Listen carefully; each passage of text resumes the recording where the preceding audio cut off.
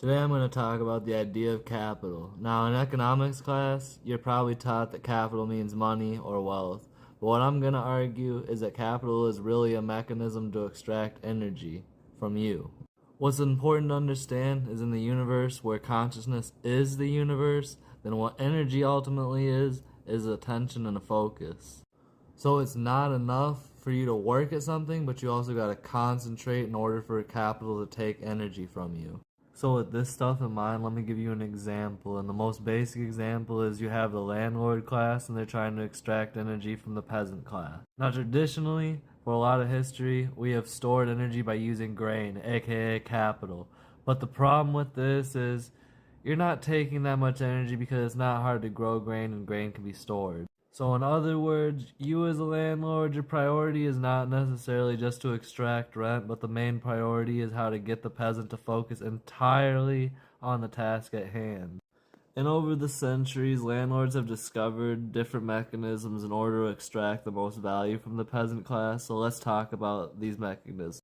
The first is that we have transitioned from slavery to this vague idea of freedom, because if you really want to extract value, energy, and attention, it's much better to give peasants the illusion of free will rather than just outright enslave them.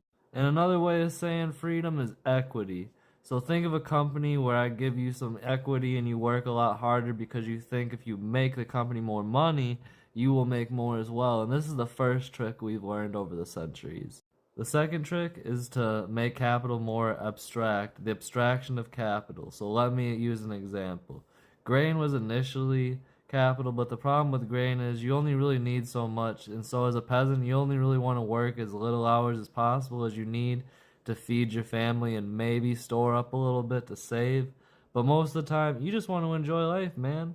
But then we transition to gold and people become more greedy, but the problem with gold is there's only a finite amount of it and it's hard to find, so only a minority would expend all of their energy trying to get it. And now this is transition us to the idea of money. And the great innovation of the past 100 years or so is to convince people that money is God. It's both everything and nothing. And at the same time, you could spend your entire life trying to achieve money, but not really achieving anything at all.